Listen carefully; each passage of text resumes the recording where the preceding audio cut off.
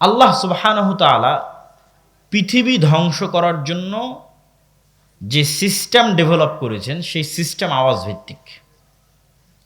সেটা হচ্ছে ইসরাফিল বাঁশিতে ফু দিবে, সেখান থেকে আওয়াজ তৈরি হবে। এই আওয়াজে আসমান, জমিন, গ্রহ, নক্ষত্র, সূর্য সব ভেঙে চূর্ণ বিচূর্ণ হয়ে যাবে আওয়াজে। ঠিক পুনরুত্থানের জন্য আল্লাহ যে সিস্টেম তৈরি করেছেন, যে পৃথিবীর সব মানুষ, সব জিন, সব ফেরেশতা মৃত্যুবরণ করে শেষ, কুল্লু মান আলাইহা ফান ওয়া ইয়াবকা ওয়াজহু রাব্বিকা যুল জালালি ওয়াল ইকরাম, মালাকুল মউত, জিবরাইল সব মারা গেছে, কেউ নাই। তারপরে আল্লাহ পুনরুত্থান ঘটাতে চান, তখন পুনরায় ইসরাফিলকে তৈরি করে ইসরাফিলকে বাঁশিতে ফু দিতে বলা হবে, এবং ইসরাফিলের বাঁশির ফুয়ের আওয়াজে পৃথিবীর সব মানুষ যারা মারা গেছে আদম থেকে কিয়ামত পর্যন্ত সব কবর থেকে উঠতে থাকবে উলঙ্গ অবস্থায়, খালি পায়ে, এবং হাসরের দিকে যাত্রা শুরু করবে। আওয়াজ কেন পাওয়ারফুল, কেন শক্তিশালী, তার শেষ দলিল আল্লাহ সুবহানাহু ওয়া তাআলা কোরআন মাজিদে বলেন, ইউসাব্বিহু লিল্লাহি মা ফিস সামাওয়াতি ওয়া মা ফিল আরজ। এই আসমান এবং জমিন এবং তার মধ্যে যা কিছু আছে, জীব জন্তু, জড়বস্তু, জড় পদার্থ, কীট পতঙ্গ, পঙ্গপাল, এই চেয়ার, এই জামা কাপড়, এই প্যান্ডেল, আপনাদের গায়ে যার যত জামা আছে, মোবাইল, ক্যামেরা, যা আছে, ওই আউড়, পোয়াল, ধুলিকণা, বালিকণা, জুতা, স্যান্ডেল সব 24 ঘন্টা আল্লাহর তাসবিহ পাঠ করতেছে। বলেন আল্লাহু আকবার। তাহলে 24 ঘন্টা তারা আওয়াজ তৈরি করতেছে, আওয়াজ বের হচ্ছে, এই চেয়ার থেকে আওয়াজ বের হচ্ছে, এই কাপড় থেকে আওয়াজ বের হচ্ছে। শুনতে পাই না কেন? পিঁপড়া যে চলে আর আওয়াজ শুনতে পান? তো পিঁপড়া চললে আওয়াজ হয় না? আওয়াজ হয়। তো পিঁপড়া চলার আওয়াজ যেমন শুনতে পান না, তেমন এই কাপড় যে তাসবিহ পাঠ করতেছে এখান থেকে যে আওয়াজ বের হচ্ছে এটা শুনতে পান না। এটাই শুধু ভয়ঙ্কর নয়, এর চেয়েও ভয়ঙ্কর, এই সব কিছু শুধু আওয়াজ তৈরি করতেছে না, বরং এরা আওয়াজ শুনতেও পারে, বুঝতেও পারে। সেটার দলিল রাসূলুল্লাহ সাল্লাল্লাহু আলাইহি ওয়াসাল্লাম বলছেন, মুয়াজ্জিন যখন আজান দেয় তখন যতদূর পর্যন্ত মুয়াজ্জিনের আওয়াজ যায় ততদূর পর্যন্ত জীব জন্তু, জড়বস্তু, জড় পদার্থ, কীট পতঙ্গ, পঙ্গপাল এরা সব ওই তাসবিহ, ওই জিকির বুঝে, এবং কিয়ামতের মাঠে ওই তাসবিহ, ওই জিকির, ওই আজানের পক্ষে সাক্ষী দিবে। তাহলে এই চেয়ার সুবহানাল্লাহ বলতেছে, আবার আমি যে সুবহানাল্লাহ বলতেছি এই সুবহানাল্লাহ বুঝতেওছে। এই জন্য আওয়াজ বা জিকির মোস্ট পাওয়ারফুল, সবচেয়ে পাওয়ারফুল। আর এই জন্য উম্মতে মুহাম্মাদির কাছে মুসা আলাইহিস সালাতু ওয়াস সালামের কাছে যে লাঠি ছিল, সেই লাঠির চাইতে পাওয়ারফুল জিনিস আছে উম্মতে মুহাম্মাদির কাছে। মুসা আলাইহিস সালাতু ওয়াস সালামের কাছে যে হাতের মুজিজা ছিল, তার চাইতে পাওয়ারফুল জিনিস আছে উম্মতে মুহাম্মাদির কাছে, সেটা হচ্ছে কোরআন। কেননা কোরআন সরাসরি আল্লাহর আওয়াজ, আল্লাহর সাউন্ড, আল্লাহর শব্দ, আল্লাহর বাক্য। বলেন আল্লাহু আকবার। এর চাইতে শক্তিশালী কিছু পৃথিবীতে নেই। এই জন্য জিকিরের মধ্যে সর্বশ্রেষ্ঠ জিকির কোরআন। এই জন্য কোরআনের তাজবিদ বিশুদ্ধ করতে হয়। আমার তাজবিদ যদি হুবহু মুহাম্মদ সাল্লাল্লাহু আলাইহি ওয়াসাল্লামের মতো হয় উচ্চারণ, আর মুহাম্মদ সাল্লাল্লাহু আলাইহি ওয়াসাল্লামেরটা হুবহু জিবরাইল আলাইহিস সালাতু ওয়াস সালামের মতো, আর জিবরাইলেরটা হুবহু আল্লাহ সুবহানাহু ওয়া তাআলার মতো, এভাবে আওয়াজ ট্রান্সফার হতে হতে আমাদের পর্যন্ত এসেছে। আল্লাহর শব্দ, আল্লাহর বাক্য। জিবরাইল শুনেছেন, জিবরাইল থেকে মুহাম্মদ সাল্লাল্লাহু আলাইহি ওয়াসাল্লাম, মুহাম্মদ সাল্লাল্লাহু আলাইহি ওয়াসাল্লাম থেকে আমরা। এই জন্য কোরআন সবচেয়ে পাওয়ারফুল। এবং রাসূলুল্লাহ সাল্লাল্লাহু আলাইহি ওয়াসাল্লাম বলেছেন, কিয়ামতের পূর্ব মুহূর্তে অনেক শহর মুসলমানেরা বিজয় করবে, অনেক শহরের দেওয়াল ভেঙে পড়ে যাবে শুধু মুসলমানদের তাকবীর ধ্বনিতে, আল্লাহু আকবার ধ্বনিতে। মানে শুধু আওয়াজ দিয়ে। এবার জিকিরের ক্ষমতা এবং শক্তির সম্পর্কে দুইটা দলিল দেই।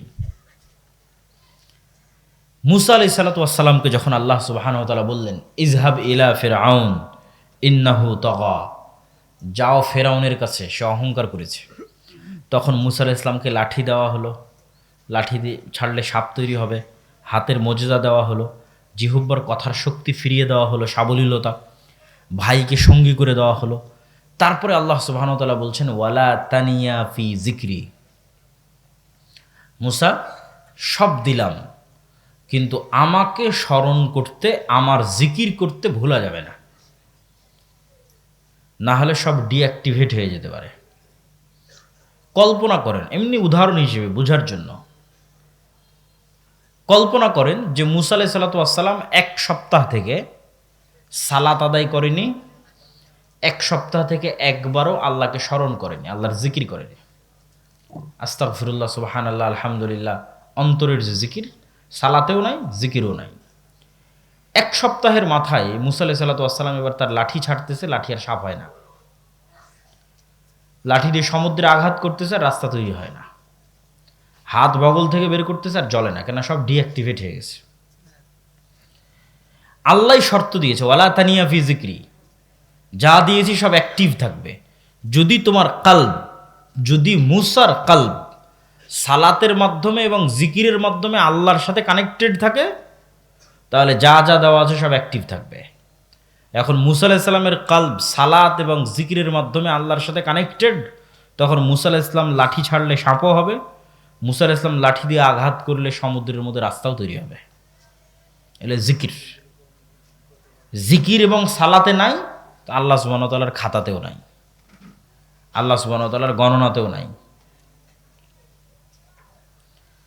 জাকারিয়া আলাইহিস সালাতু ওয়াস সালাম কুল্লামা দাখালা আলাইহা জাকারিয়াল মিহরাব ওয়াজাদা ইনদাহা রিজকা ক্বালা ইয়া মারইয়ামু আন্না লাকি হাযা ক্বালাত হিয়া মিন ইনদিল্লাহ ইন্নাল্লাহা ইয়ারযুকু মান ইয়াশা বিগাইরি হিসাব। মারিয়াম আলাইহিস সালাতু ওয়াস সালামের কাছে অসময়ের ফলমূল খাবার। জাকারিয়া আলাইহিস সালাম জিজ্ঞেস করছেন কিভাবে? বলে আল্লাহর পক্ষ থেকে। হুনালিকা দাআ জাকারিয়া রাব্বাহ, ওখানেই জাকারিয়া আলাইহিস সালাম আল্লাহর কাছে দোয়া করছেন, আল্লাহ এরকম যদি আমারও একটা সৎ সন্তান থাকতো। তো আল্লাহ ফেরেশতাদের মাধ্যমে জাকারিয়া আলাইহিস সালামকে সুসংবাদ দিলেন যে তোমার সন্তান হবে। আল্লাহ সেই সন্তানের নাম রেখে দিয়েছে ইয়াহিয়া, আল্লাহ নাম রেখেছে। এখন এত বড় সুসংবাদ পাওয়ার পর জাকারিয়া আলাইহিস সালামের নিজেরই আর বিশ্বাস হয় না, কেন ওনার অবস্থা উনি ভালো জানে, ওনার দাড়ি, ওনার চুল, ওনার শরীরের সক্ষমতা, ওনার স্ত্রীর বন্ধ্যাত্ব সব উনি জানে। তাহলে উনি বলল আর আল্লাহ বলল দিয়ে দিব, বলল আর হয়ে গেল, ওনার আর বিশ্বাস হয় না। তো উনি আল্লাহ সুবহানাহু ওয়া তাআলাকে বলছেন, আল্লাহ আলামত বলেন, চিহ্ন বলেন, যাতে বিশ্বাস করতে পারি আসলেই আমার সন্তান হবে। তখন আল্লাহ বলছেন তোমার আলামত এবং চিহ্ন হচ্ছে সকাল সন্ধ্যার জিকির। সকাল সন্ধ্যার জিকিরে সব অসম্ভব সম্ভব হয়ে যাবে, সব অসম্ভব। সন্ধ্যা মানে মাগরিবের পরে নয়, আসরের পর থেকে সূর্য ডোবার পূর্ব পর্যন্ত। বুকরাতাও ওয়া আসিলা বিল আশিয়্যি ওয়াল ইবকার ক্বাবলা তুলুইশ শামসি ওয়া ক্বাবলাল গুরুব, এগুলো কোরআনের আয়াত। সকাল সন্ধ্যায় জিকিরের বিষয়ে আল্লাহ সুবহানাহু ওয়া তাআলার আদেশ। আর সকাল মানে ফজরের পর থেকে নিয়ে সূর্য ওঠা পর্যন্ত। এবং জিকির কেন শ্রেষ্ঠ? সব ইবাদত জিকির, এমনকি সালাতও জিকির। এই যে ছেলেরা, তোমরা কোথায় যাচ্ছ?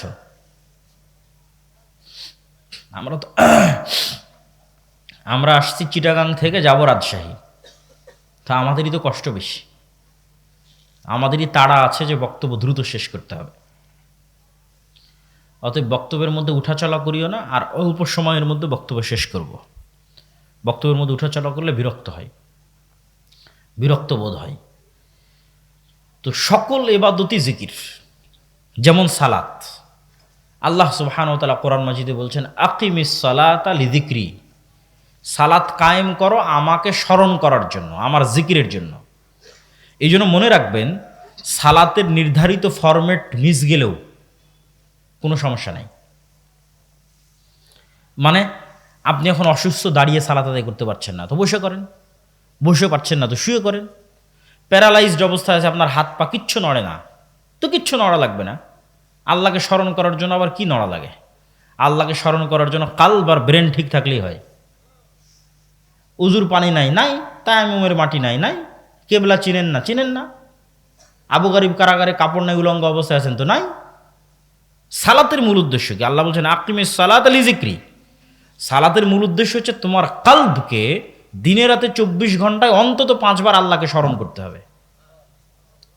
তো স্মরণ করতে তোমার কিচ্ছু লাগবে না। তাহলে কি দিয়ে তুমি বলবা যে, কোন অজুহাত দিয়ে তুমি বলবা যে আমি সালাত আদায় করবো না? কোনো অজুহাতই নাই। যতক্ষণ জ্ঞান আছে ততক্ষণ সালাত আছে, যতক্ষণ সজাগ আছে তখন সালাত আছে। তাতে যদি সব বাদ যায়, সব বাদ যাক, কোনো সমস্যা নেই। কেবলা বাদ গেছে জানি না, অজু করার জায়গা নাই, তায়াম্মুম করার জায়গা নাই, কাপড় অপবিত্র, পবিত্র করার কাপড় নাই, সব কোনো দরকার নাই, কোনো কিছুর দরকার নাই। যেটা যেটা পারতেছ না সব বাদ, কিন্তু সালাত চলবে। কেন? সালাতের মূল উদ্দেশ্য হচ্ছে তোমার কালবকে দিনে রাতে 5 বার আল্লাহকে স্মরণ করতে হবে। আকিমিস সালাত লিযিকরি। এই জন্য সালাতের কোনো মাফ নাই, অন্তত 5 ওয়াক্ত সালাতের কোনো মাফ নাই। কেন? কোনো অজুহাত নাই মাফ দেওয়ার।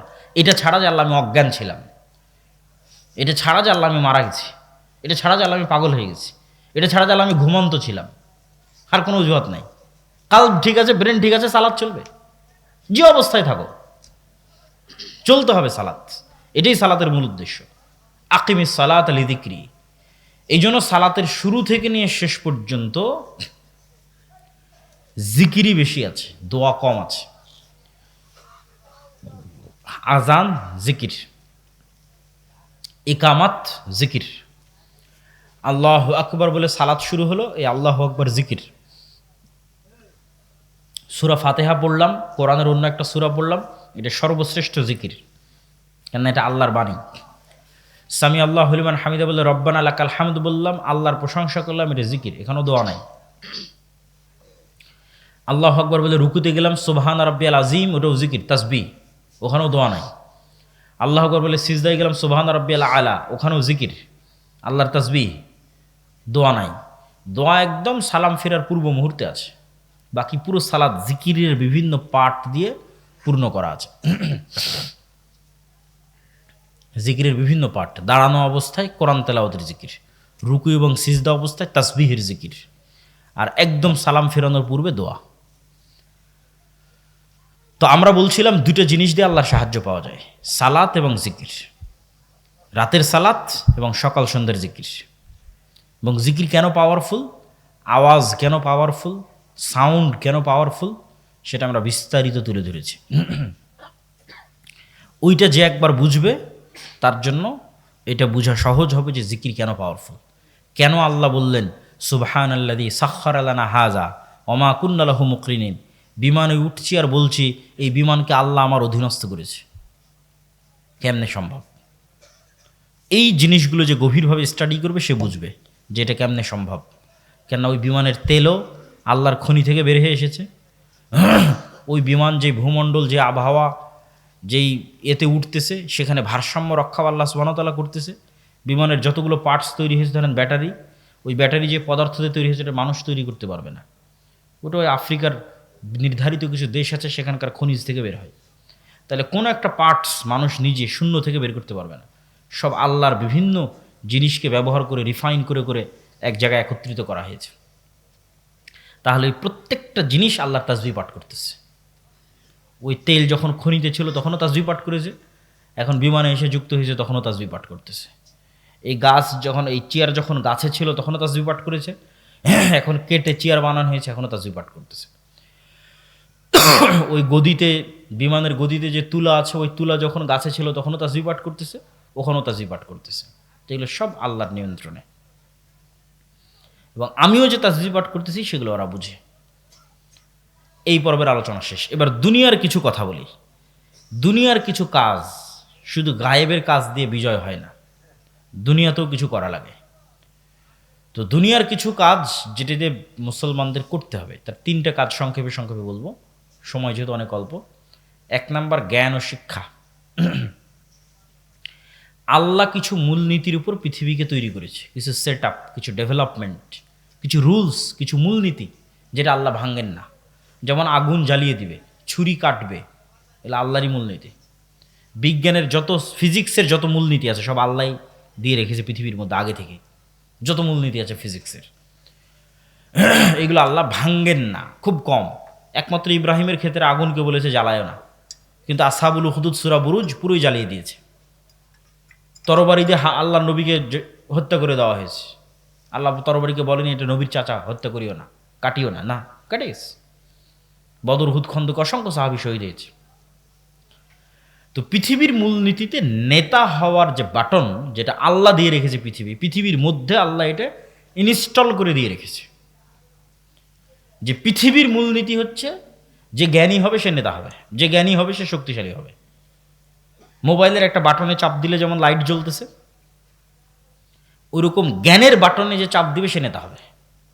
কারণ জ্ঞানের বাটনে ইহুদি চাপ দিল কি খ্রিস্টান, এটা আল্লাহ দেখবেন না। আল্লাহ এটা দেখবেন না যে শরীফপুর জামালপুরের কিছু মদখোর, জুয়াখোর, গাঞ্জাখোর, বিড়িখোর, সিগারেটখোর জামালপুরের কিছু মানুষ Free Fire, PUBG, Facebook, YouTube, Twitter, IPL, BPL, online betting, জুয়া, এগুলো সময় নষ্টের রাস্তায় আছে। এরা আমার কিছু মুসলমান বান্দা। আর ওইদিকে ইউরোপ আমেরিকায় কিছু মানুষ, তারা খ্রিস্টান এবং ইহুদি, তারা জ্ঞান অর্জনের রাস্তায় আছে। তো আল্লাহ এসে বলবে না এই ইহুদি খ্রিস্টান তোরা থাম, তোরা যতই জ্ঞান অর্জন করিস তোদের নেতা বানাবো না। আমার কিছু জুয়াখোর আর মদখোর মুসলমান বান্দা আছে, ওদেরকে নেতা বানাবো। এটা আল্লাহ করবেন না, কেন আল্লাহ এভাবে পৃথিবীর মূলনীতি সাজাননি। তাহলে নেতা হতে হলে জ্ঞানের বাটনেই চাপ দিতে হবে, জ্ঞান অর্জন করা ছাড়া কোনো রাস্তা নেই। যেটাতে ইহুদি খ্রিস্টানরা আমাদের চেয়ে অনেক গুণে গিয়ে। ফলত যুবকেরা যদি মনে করে যে আমরা এই করব সেই করব, ইসলামের বিজয় দেখতে চাই, মুসলমানদের বিজয় দেখতে চাই, জ্ঞান অর্জন ছাড়া কোনো রাস্তা নাই। মুখের তাকবির দিয়ে, স্লোগান দিয়ে ওই লক্ষ কোটি ভোটারের কোনো দাম নাই। পঙ্গপালের মতো মানুষ তো ৩৬শে জুলাইও রাস্তায় নেমেছিল। এরকম পঙ্গপালের মতো মানুষ আবার ভোটও দিতে যাবে, কিন্তু সারা বাংলাদেশের ১৬ কোটি মানুষের ভোট এক ব্রাক আর এক প্রথম আলোর সমান হবে না। বুঝলেন? এক ব্রাক আর এক প্রথম আলোর সমান ১৬ কোটি মানুষের ভোটের দাম নাই। অথচ ব্রাক প্রথম আলোকে ভোটও দিতে যাওয়া লাগে না। ওটাই জ্ঞানের শক্তি, প্রতিষ্ঠানের শক্তি, টাকার শক্তি। ২ নম্বরে আসবো টাকা, অর্থনীতি। অর্থনৈতিক মুক্তি ছাড়া গোলামি থেকে মুক্তি হয় না। এটা আমার এবং আপনার চেয়ে আল্লাহর নবী মুহাম্মদ সাল্লাল্লাহু আলাইহি ওয়াসাল্লাম ভালো বুঝতেন। উনি যখন মক্কা থেকে মদিনায় হিজরত করলেন, তখন পুরো মদিনার টাকা পয়সার কন্ট্রোল ইহুদিদের কাছে ছিল।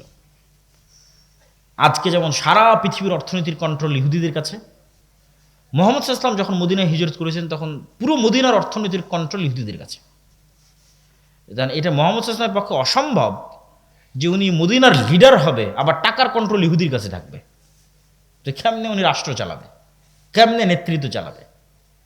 এই জিনিসগুলো আমাদের চেয়ে মুহাম্মদ সাল্লাল্লাহু আলাইহি ওয়াসাল্লাম ভালো বুঝতেন। মুহাম্মদ সাল্লাল্লাহু আলাইহি ওয়াসাল্লাম বললেন মদিনার আনসারীদের যে তোমরা কৃষক মানুষ, তোমরা ব্যবসা বুঝো না। আমার সাথে যারা হিজরত করে মক্কা থেকে আসছে এদের রক্ত ব্যবসা, মুহাম্মদ সাল্লাল্লাহু আলাইহি ওয়াসাল্লামের ব্লাড বিজনেস। ওনার সাথে যারা মক্কা থেকে হিজরত করে আসছে এরা কোরাইশ, এরা জন্মগত ব্যবসায়ী। আর তোমরা মদিনার মানুষেরা তোমরা কৃষক। তোমরা এক কাজ করো, তোমাদের যার যা সয় সম্পত্তি আছে হাফ হাফ। কারো 5টা উট থাকলে 2টা উট মুহাজিরদের দিয়ে দাও, কারো 5 বিঘা জমি থাকলে 2 বিঘা মুহাজিরদের দিয়ে দাও। ওরা ব্যবসা বুঝে, তোমরা কৃষি কাজ করো, ওরা ব্যবসা করুক। এভাবে মুহাম্মদ সাল্লাল্লাহু আলাইহি ওয়াসাল্লাম ভাগ করে দিলেন। কয়েক বছরের মধ্যে উসমান বিন আফফান, আব্দুররহমান বিন আউফ, জুবাইর ইবনুল আওয়াম, এরা কোটিপতি সাহাবী। এরা আল্লাহর নবীর জীবদ্দশাতেই কোটিপতি হয়ে গেছিল ব্যবসা করে। এখন রাসূল সাল্লাল্লাহু আলাইহি ওয়াসাল্লাম যেখানে মসজিদে নববী তৈরি করেছে, ওই মসজিদে নববীর সামনের কুয়ার মালিক ইহুদি। আজকের সৌদি আরবের সবচেয়ে বড় সমস্যা পানি, তাহলে 1500 বছরের আরবের সবচেয়ে বড় সমস্যা কি হতে পারে? পানি। মরুভূমির দেশে আবার কি সমস্যা হবে? আর মুসলমানের আরো বিপদে 5 বার ওযু করা লাগবে। পবিত্রতার দিন, পরিচ্ছন্নতার দিন, তাহারাতের দিন। তাহলে এখন মুহাম্মদ সাল্লাল্লাহু আলাইহি ওয়াসাল্লামকে ওই ইহুদির কাছে নত হয়ে বলতে হবে, বাবা তোমার এই কুয়াতে আমার মুসলমানেরা একটু উজু করবে, একটু অনুমতি দিও। তাহলে একটা রাষ্ট্রপ্রধান যদি নত হয়ে ইহুদির কাছে অনুমতি চায়, রাষ্ট্র চালাবে কি দিয়ে? এই জন্য অর্থনৈতিক মুক্তি ছাড়া স্বাধীনতা আসে না। মুহাম্মদ সাল্লাল্লাহু আলাইহি ওয়াসাল্লাম বললেন কে আছে এই কুয়া কিনে দিতে পারবে, নাহলে স্বাধীন কিভাবে? আফফান বলছে আল্লাহর নবী আমি কিনে দেবো, বলেন আল্লাহু আকবার। তাহলে উসমান বিন আফফান কুয়া কিনে দিয়ে মুহাম্মদ সাল্লাল্লাহু আলাইহি ওয়াসাল্লামের মাথাকে উঁচু করে দিয়েছে। এটাই অর্থনৈতিক মুক্তি। আমরা মনে করি বদর এবং উহুদের যুদ্ধ বাহ্যিক অর্থে মনে হয় এটা বিশাল একটা ধর্মের জন্য, ইমান আমল আকীদার জন্য একটা বিশাল যুদ্ধ। কিন্তু ইতিহাস ঘেঁটে দেখেন, বদরের যুদ্ধ 90% অর্থনৈতিক যুদ্ধ, 10% ধর্মের যুদ্ধ হতে পারে অন্তত বদর। কেন আপনাকে উদাহরণ দিয়ে বলি, এখান থেকে কেবলা কোন দিকে? পিছন দিকে কেবলা। পিছন দিকে কেবলা হলে ঠিক আছে, সমস্যা নেই। এই যে, আচ্ছা এই চায়ের কাপটা দেখতে পাবেন না, এই যে ফুলের দানি, এইটা হচ্ছে মক্কা, আর এই ফুলের দানি হচ্ছে মদিনা, আর ওই যে লাইট জ্বলতেছে ওইটা হচ্ছে শাম, সিরিয়া। আর স্টেজের ওই পারের জায়গাগুলো কল্পনা করেন লোহিত সাগর, সমুদ্র, অথবা এই পারের জায়গাগুলো লোহিত সাগর, সমুদ্র। আমার সাইডের এই জায়গাগুলো লোহিত সাগর, সমুদ্র। তো এই মক্কার মানুষেরা আজীবনই এই সমুদ্রের ধার দিয়ে ওই সিরিয়াতে যায় ব্যবসা করতে। এই সমুদ্রের সাইডের রাস্তাটা হচ্ছে ব্যবসায়িক রুট। এবার মুহাম্মদ সাল্লাল্লাহু আলাইহি ওয়াসাল্লাম যখন মক্কা থেকে হিজরত করে মদিনায় আসলেন, তখন মুহাম্মদ সাল্লাল্লাহু আলাইহি ওয়াসাল্লাম এই রুটটা বন্ধ করে দিলেন। মদিনা থেকে সমুদ্রের পর্যন্ত যে রাস্তা, এটা কাট অফ করে দিলেন। আবু সুফিয়ানের ব্যবসায়িক যাত্রা বন্ধ হয়ে গেল। মাথা নষ্ট মক্কার মানুষের, যে মদিনায় যদি মুহাম্মদ পাওয়ারফুল হয়, এই রাস্তা যদি মুহাম্মদ সাল্লাল্লাহু আলাইহি ওয়াসাল্লাম বন্ধ করে দেয়, আমরা ব্যবসা করবো কি, খাবো কি?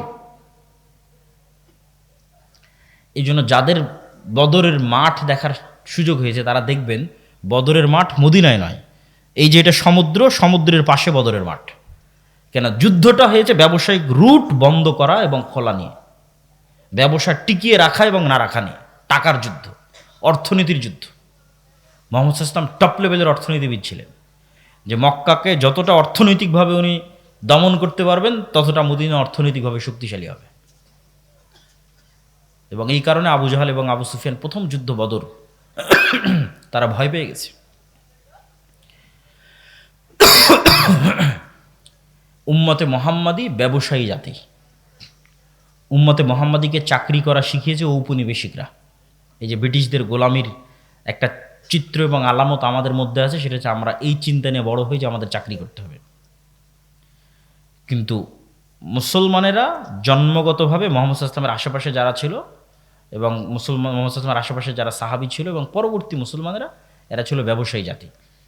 এরা ব্যবসার মাধ্যমে ইসলামকে নিয়ে গেছে। ওই Malaysia, Brunei, Indonesia, Chittagong, Kerala, সব বিজনেস, রুট বিজনেস, তার সাথে ইসলাম। এই জন্য আল্লামা ইকবাল বলেছে, নাহি মাকাম কি খুগর তবিয়তে আজাদ, হাওয়ায়ে সাইরে মিসালে নসিম পায়দাকার। বলছে নির্ধারিত জায়গা আর নির্ধারিত কাজের মুখাপেক্ষী হয়ে থাকিস না, বরং সকালে প্রবাহিত বাতাসের যেমন কোনো সীমানা নাই, মুসলমানদের তেমন কোনো সীমানা নাই। जिंदा कौमों का अलामत यही है कि बदलती रहती है सुबह शाम उनकी जिंदगी। বলছে জীবিত জাতি ওরাই, মরেনি ওই সম্প্রদায় যাদের সকাল সন্ধ্যা প্রত্যেক দিন পরিবর্তন হয়। তো কাদের সকাল সন্ধ্যা প্রতিদিন পরিবর্তন হয়? একমাত্র মরু যাযাবর, মরু বিদুইনদের সকাল সন্ধ্যা প্রতিদিন পরিবর্তন হয়। কিভাবে? আজ এই জায়গাতে আছে, 2 দিন এখানে থাকার পর আবার পরের দিন সকালবেলা ওই তাবু টাবু গুটিয়ে নিয়ে আবার আর এক জায়গার উদ্দেশ্যে সফর করলো। কোথায় আবার একটু ঘাস আছে, কোথায় আবার একটু পানি আছে, সেখানে গিয়ে আবার 2 দিন, ওখান থেকে আবার 2 দিন পর উঠে আবার আর এক জায়গায়। তাহলে প্রতিদিন ওদের সকাল এবং সন্ধ্যা চেঞ্জ হচ্ছে। আমি প্রতিদিন ঘুম থেকে উঠে অফিসে যাচ্ছি, অফিস থেকে বাড়ি, অফিস থেকে বাড়ি, তাহলে আমার প্রতিদিন সকাল এবং সন্ধ্যার রুটিন সেম। তো আল্লামা ইকবাল বলছে মুসলমানরা এমন বিপ্লবী জাতি যাদের কোনোদিন সকাল সন্ধ্যা স্থির ছিল না, কারোরই না। সাহাবীদের যে বিজয় অভিযান শুরু হয়েছিল, এইদিকে ভারত পর্যন্ত, ওইদিকে মরক্কো পার হয়ে স্পেন পর্যন্ত, এইদিকে মধ্য এশিয়া পর্যন্ত, তো প্রতিদিন সকাল সন্ধ্যা পরিবর্তন হতো। 90% সাহাবী নিজ বাড়িতে, নিজ ঘরে, নিজ এলাকায়, নিজ দেশে মারা যায়নি। সব কোন দিকে চলে গেছে? মক্কা মদিনা সব ছাড়িতে দেশ বিদেশ, দিক বিদিক, যে যার মতো পেরেছে, কেউ ব্যবসা, কেউ দাওয়াত, কেউ তাদরিস, ছুটে বেরিয়েছে।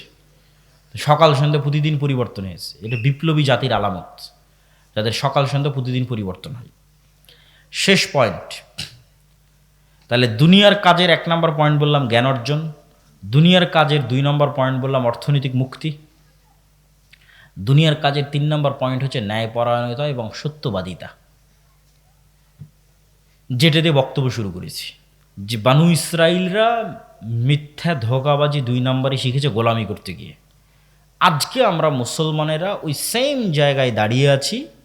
এমনকি মক্কার কিছু কাফের, কিছু মুশরিকের চেয়ে বর্তমানের অনেক মুসলমান এই দিক থেকে খারাপ।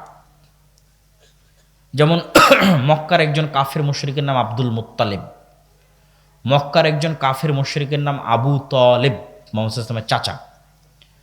এই আব্দুল মুত্তালেবে আবু তলেব কাফের মুশরিক হতে পারে, কিন্তু এদের নামে দুর্নীতির অভিযোগ প্রমাণ করা, এদের নামে টাকা পয়সার তসরুপের অভিযোগ প্রমাণ করা, এদের নামে 2 নম্বরই ধোঁকাবাজি, চালবাজি, লবিং, লিয়াজু এগুলোর অভিযোগ প্রমাণ করা অসম্ভব।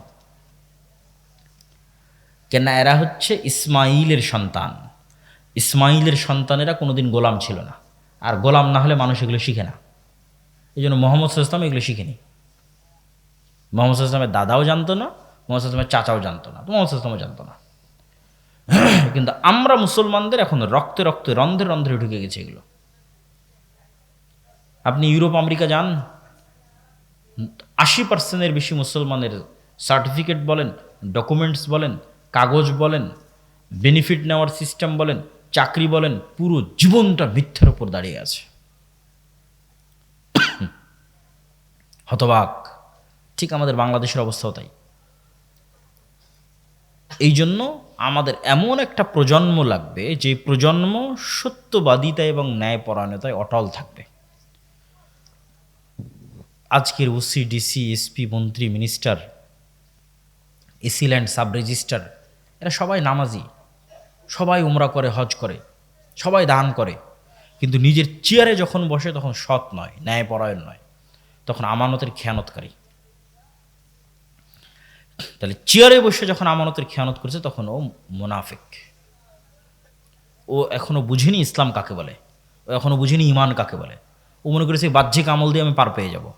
জি না, ওটা ধোঁকা। তার অন্তরে ইমানই প্রতিষ্ঠিত হয়নি, তাকে ইমান নবায়ন করতে হবে। তাহলে আমাদের বক্তব্যের সারমর্ম হচ্ছে এমন একটা প্রজন্ম দরকার, 500 জন, ধরেন 500 জন, যারা জ্ঞানে সর্বোচ্চ, যারা অর্থনৈতিকভাবে স্বাধীন, সক্ষম, অর্থনৈতিকভাবে গোলাম নয়, যারা সত্যবাদী, ন্যায়পরায়ণ, জ্ঞান আছে, বিক্রি হয় না। কত ডাক্তার নেবেন, কত ইঞ্জিনিয়ার নেবেন, জ্ঞান অর্জন করেছে, কিন্তু স্বাক্ষরটাকে বিক্রি করে দিচ্ছে টাকার কাছে। আছে না নাই? আছে। ওকে দিয়ে কাজ নাই, ও গোলাম, ওর 14 পুরুষ গোলাম। আপনি কেমনে বুঝবেন যে আপনার মধ্যে গোলামের আলামত আছে কি নাই? আপনি আপনার পিতার জমি আপনার বোনকে ন্যায়ের সাথে বন্টন করে দিয়েছেন কিনা, এভাবে কালবে হাত দিয়ে জিজ্ঞেস করতে হবে যে আমার পিতার জমি আমার বোনকে আমি কি ন্যায়ের সাথে বুঝিয়ে দিয়েছি, না আমার যেটা ভালো দামের রাস্তার পাশে ভিটা সেটা আমি নিয়েছি, যেটা আবাদ হয় না পানিতে, নদীতে, কম দামি সেটা বোনকে দিয়েছি, অথবা দেইনি, দিলে দেরিতে দিয়েছি। এটা একটা মাত্র আলামত দিলাম পরীক্ষার। যদি দেখেন আপনি টিকে গেছেন, আপনার মধ্যে নেতা হওয়ার গুণ আছে। আর যদি দেখেন টিকেননি, তাহলে আপনি গোলাম, আপনার পরবর্তী প্রজন্ম, কয় প্রজন্ম পর্যন্ত গোলাম আল্লাহ ভালো জানে। আপনাকে যদি আমি এখন বাংলাদেশের প্রধানমন্ত্রী করি, গত 16 বছর দুর্নীতি হয়েছে, আপনি তার চেয়ে বেশি দুর্নীতি করবেন। মসজিদ, মাদ্রাসা, আলেম ওলামা, ইসলামী দল সংগঠন, সব জায়গায় বাহ্যিক ইসলাম আছে, নাই কোনটা? এটা নাই। সত্যবাদিতা, ন্যায়পরায়ণতা নাই। এটারই খুব দরকার মুসলমানদের মধ্যে, এবং এটাই সারমর্ম। 500 যুবক, সর্বোচ্চ পর্যায়ের জ্ঞানী, অর্থনৈতিক সক্ষম, বিক্রি হয় না, উসমান হাদিদের মতো, যাদেরকে বিশ্ব মনে করবে যাকে গুলি করে না উড়িয়ে দিলে টিকা যাবে না, বাধ্য হবে গুলি করে উড়িয়ে দিতে, খুব ভয়ঙ্কর। এরকম একটা যুবকও ভয়ঙ্কর, সর্বোচ্চ পর্যায়ের জ্ঞানী, অর্থনৈতিক সক্ষম, মানে আত্মমর্যাদা আছে, বিক্রি হবে না অত সহজে, সত্যবাদী, ন্যায়পরায়ণ, একজনও খুব ভয়ঙ্কর। তাহলে এরকম একজন যুবকও যদি খুব ভয়ঙ্কর হয়, তো তার উপর জুলুম, বিপদ আপদ নেমে আসবে। তো বাঁচবে কিভাবে জুলুম, বিপদ আপদ থেকে? আর আল্লাহর সাহায্য লাগবে। আল্লাহর সাহায্য ছাড়া টিকতে পারবে না। আল্লাহর সাহায্যের জন্য আগেরগুলো লাগবে: পূর্ণাঙ্গ তাওহীদ, ইমান বিল গায়বি ইয়াকিন, 5 ওয়াক্ত সালাত, রাতের সালাত, সকাল সন্ধ্যের জিকির। তাহলে আল্লাহর ফেরেশতার স্পেশাল ফোর্স ওকে গার্ড দিবে, রক্ষা করার জন্য, বাঁচানোর জন্য, সহযোগিতার জন্য, বুদ্ধি দেওয়ার জন্য, ইলহাম করার জন্য।